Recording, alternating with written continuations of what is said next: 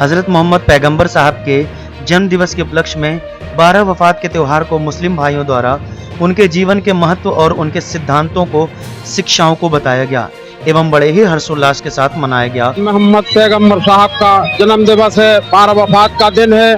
बड़े ही हर्षोल्लास के साथ जुलूस का आयोजन किया गया है और इसमें हमारे जो मुस्लिम धर्म प्रेमी बंधु हैं, प्रसादी का वितरण किया जा रहा है और हमारे भाई आपसे आज पैगंबर साहब के जन्मदिन अवसर पर दो शब्द कहेंगे।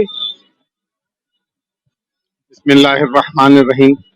सबसे पहले मैं सारे शहर को इस पाक मुबारक मौके की बधाई देना चाहता हूँ। किसी ने खूब कहा है, हजारों ईद निसार तुझ पर रबीउल अव्वल, सिवाय इब्लीस के जहां में सभी तो खुशियां मना रहे हैं।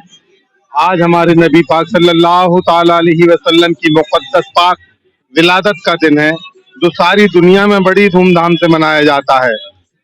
और आज हमारे शहर ललितपुर में एक बड़ी अच्छी कौमी एकता की मिसाल है। यहाँ सारे समाज के लोग इस धर्म को बहुत खूबसूरती से मनाते हैं और इस ललितपुर शहर की ये खूबसूरती है कि कोई भी ऐसा काम हो, यहाँ सारे समाज के लोग इकट्ठा हो जाते हैं और सब मिलकर एक दूसरे के धर्म को मनाते हैं। आज हमारे नबी सल्लल्लाहु अलैहि वसल्लम के मुक़द्दस इस पाक मुबारक मौके पर घंटाघर पर जो सैयद शेख समाज पठान बरादरी ने जो एहतमाम किया है, वो बहुत खूबसूरत है, देखने लायक है। तमाम हजरात को इसको बधाई के पात्र हैं, उन सबको मुबारकबाद पेश करता हूँ।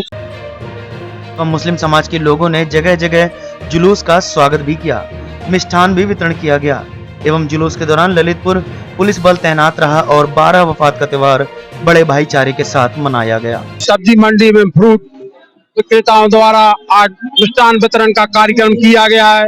हमारे भाई जुड़े हुए हैं जो आपको मोहम्मद साहब के कुछ उपदेशों के बारे में आपको जनमानस को क्या संदेश देंगे। आज 12 रबीउल अव्वल है, 12 वफात के रूप में हम इसे मनाते हैं। हमारे नबी हुजूर सल्लल्लाहु अलैहि वसल्लम की पैदाइश का दिन है।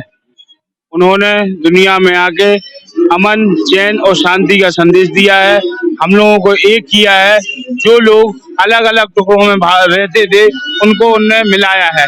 पहले के जमाने में बच्चियों को जिंदा जला दिया जाता, जिंदा मार दिया जाता था। मोहम्मद साहब के आने से उन बच्चियों को आज उनने घर की रौनकें बनाया है, उन्हें पर्दा में रहने का हुक्म दिया है और हम लोग उन्हीं के राह पर चलकर अपनी जिंदगी गुजार रहे हैं। अवधनामा न्यूज़ से दयाशंकर पाठक, ललितपुर। अवधनामा में शाये मज़ामीन को मुकम्मल तौर पर पढ़ने के लिए अवधनामा की वेबसाइट www.awadhnama.com पर विजिट करें और ई पेपर पर क्लिक करें।